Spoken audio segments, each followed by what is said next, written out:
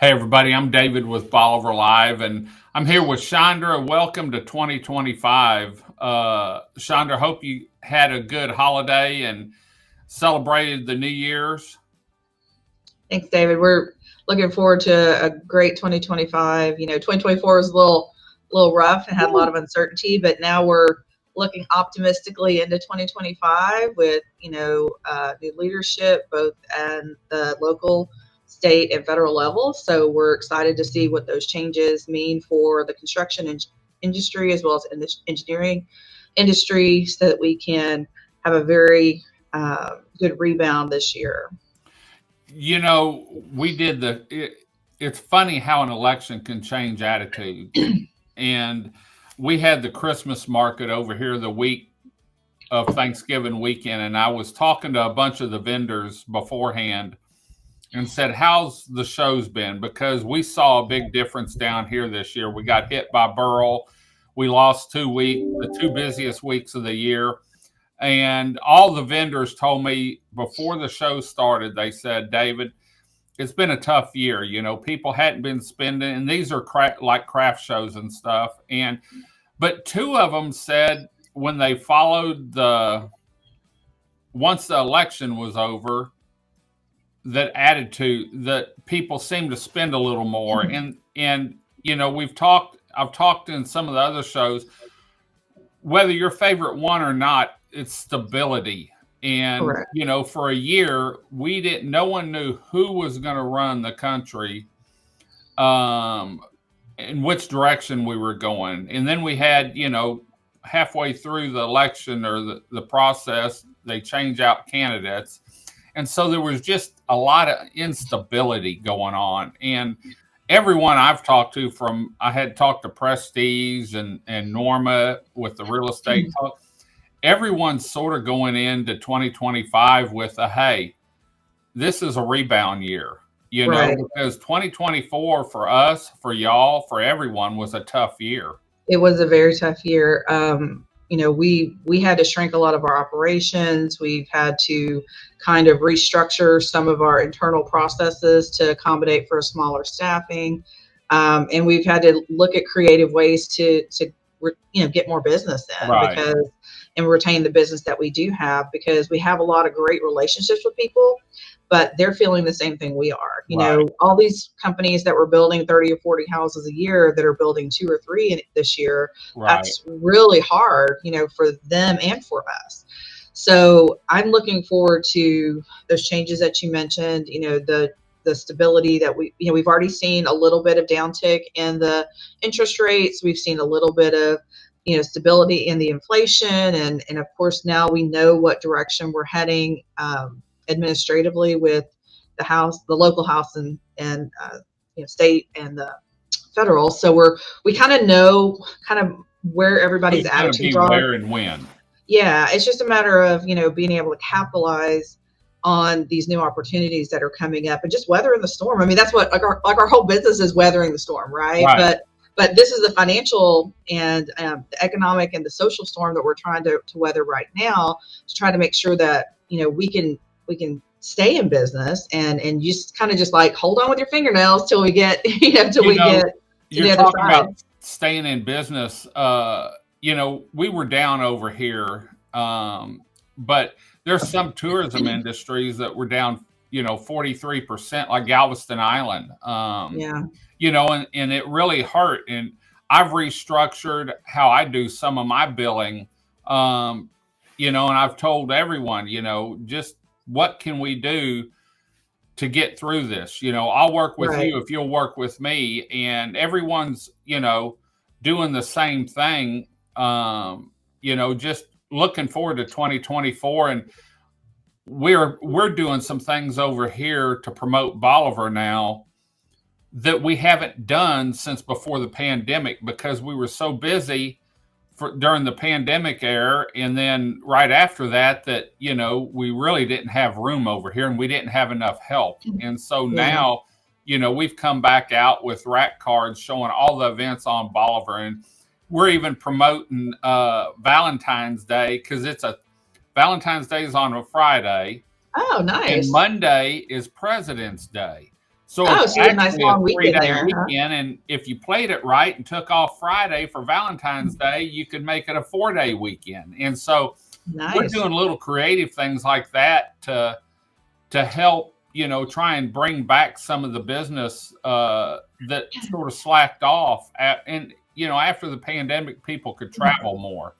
Right. And I think people really want that. I mean, they kind of need a little bit of reprieve from that, the day-to-day chaos, and need a little break from it. And the nice thing about Bolivar, it is local. It's close. You can take a little staycation and just even, 200 miles away, just coming Mhm. in, and it's still not that far, 3 or 4 hour drive. And then you get a nice long weekend, and you don't have to have all that expense of flying or, Right. hassling with No the airport. passport needed, I always say. No passport needed, no hassling with the airports, no getting delayed, getting laid Mhm. over somewhere, any of that. And in February, the weather's still iffy. Sometimes, Right. you get snow, ice, and all that. We've had some bad storms Oh, let's in not think February, about that So, for this year. so, Let's, so Bolivar's a really great option because, it's gonna, even if it's cold, it's not gonna be that cold. right. It's not gonna be to the point Let where we're iced in. So You and I have touched on it a little bit, and let's let everyone know about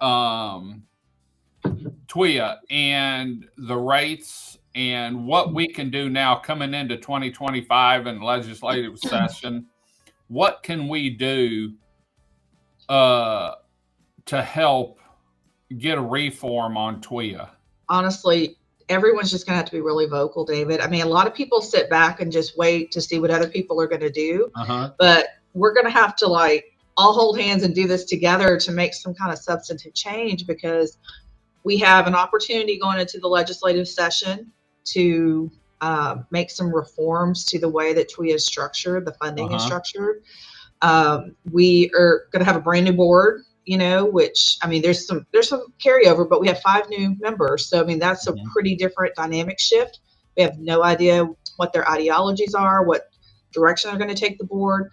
So we really need to be pushing with our legislators and our representatives to, get them moving in the right direction. We have all these bills that are already being filed, Mhm. and we need to latch onto those and make sure that we are giving them feedback and support and information, and letting our voices be heard, because if they don't really push that, and problem is, it's not just our coastal legislators. I mean, Right. they're on board, right? It's all the rest of them that we have to show the benefit of why, uh, this coast paying so much money for insurance is not Right. sustainable. And so we have to find another way to do that, to where we can continue to live here, continue to work here, continue to provide goods and services that everybody else on the coast wants. But it doesn't make it so expensive to, one, come here and live, and 2, come here and visit. So Right. we just have to get half of them to agree Right. with us. Yeah. So To get on board. the other thing is, it's like, what's in it for them, right? I mean, besides just that, maybe seasonal, coming to the coast, what's in it for them? So we have to look at, like a program like Fortified. Fortified is statewide. Fortified covers multiple hazards. It's hurricanes, it's high wind and hail, it's wildfires. So you can use a program like Fortified and push it out statewide, and Right. everybody gets that benefit. So something like that would be a great program, and that would take a lot of policies out of TWIA. It would pull down the amount of policy count that they have, and really, the fewer policies that we have in TWIA, the less they have to insure, Right. the less that reinsurance Pricing. has to be. So it would be a good thing, but we just got to get everybody on the same page, and it takes a while to roll it all out. Well, Implement anytime it. you're changing something like that, at that level, It's never overnight. yeah, it's a long process. So, well, I think going forward, I think we're going to cover do some shows on the strong home inspection, what all it covers, talk about Fortified. I really want to dive into Fortified, each step of it, and let people know, because, you and I were talking during Burl, or after Burl, you can have a fortified roof, but and still get that discount. The whole house doesn't. Right. And so That's right. moving forward, we can dive into that, whether it's you or Dave. Yeah, To and that's talk one a of the little things that bit. we're looking at legislatively that they recommended was to try to get some kind of mitigation program for fortified, so that basically they help offset the cost of bringing the house up to a fortified roof standard. Right. So it's like TWIA would be kind of paying you to get out of their wind pool, So it's like, yeah, we're paying a claim for your roof, but if we give you a little bit more, you can get completely out of our pocket, Right. So. And those are the kind of creative things we have to look at helping. I mean, how much does it cost to keep paying over and over and over again these losses? Right. And I think TWIA is finally waking up to the fact that, maybe we can mitigate this a little bit better. So, well, and you also mentioned something about reinsurance. Being able to what y'all could put into savings and what y'all spend on that. It's sort of an offset, and you could save some money that way too. Yeah, and what I'd really love to see is, because right now we have nothing. We have a barrel just kind of wiped out the savings account. Yeah. So what I'd love to see is the state guaranteeing the reinsurance. That way we don't have to pay that premium every year to an outside insurer. We basically become self-insured. We don't have to pay that out to an outside insurer. We can take that money that we would allocate normally for premiums and just put it back in the bank account. Yeah, because you and I were talking, and I wanted to say it was 400,000 or something. 452, yeah, it was a lot of money. Yeah. And imagine going 4 or 5 years, 6 years, and not having anything, and just being able to build that up and build that up, and build that up. Yeah, we had 452 in the catastrophe reserve trust fund. Then we had about 400 is what they paid in premium this last year. They estimated it was like going to be 295, I think, and now it was like 400, and so it was 33% off anyway. But they moved that. If they could take that premium, they'd be almost whole in the catastrophe reserve trust fund, day one. So we'd be basically wiping barrel out. And I mean, the state has the money. We have a rainy day fund. We have plenty of money. There's no reason why they can't underwrite that and insure it. I mean, as a state, I mean, there's a lot of states that couldn't do that. And thank God Texas is not one of them. Texas does have, a balanced budget. We do have money in the bank.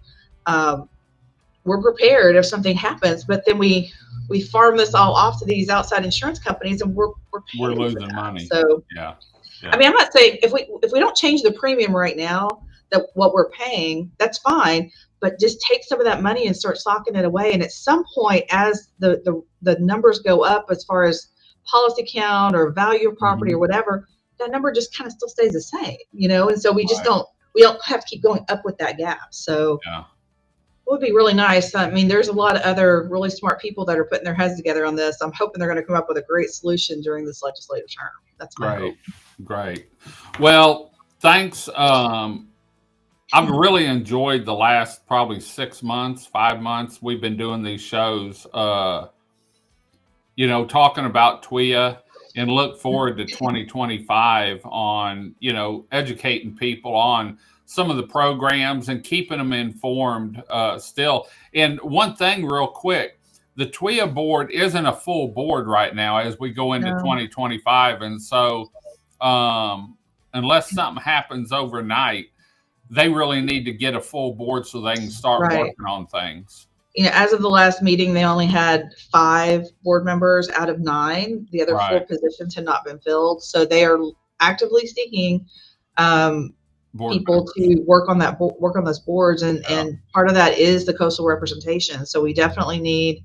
I don't have any doubt that there's 2 slots for insurance companies. Those are going to be filled, but there's 1 inland representative and 1 coastal representative that have not been filled. And really, the coastal is the one that we would really need to make sure we get somebody in there that's going to represent us.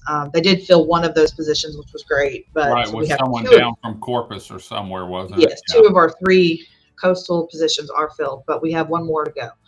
So I'm hoping that they'll, by their first board meeting in February, it'll be down at Moody Gardens in Galveston. So if you want to come, you can see Yeah, them all in what better person. way to sort of learn Yeah. more about it and see how everything works than Exactly. spend the day It down doesn't there. usually, it's not usually a super long meeting. It's usually a few hours, over by noon or so, a little Okay. earlier sometimes if it's a light agenda. So it starts at 9. They have a little coffee out and you can have some coffee, listen to what's going on in your community.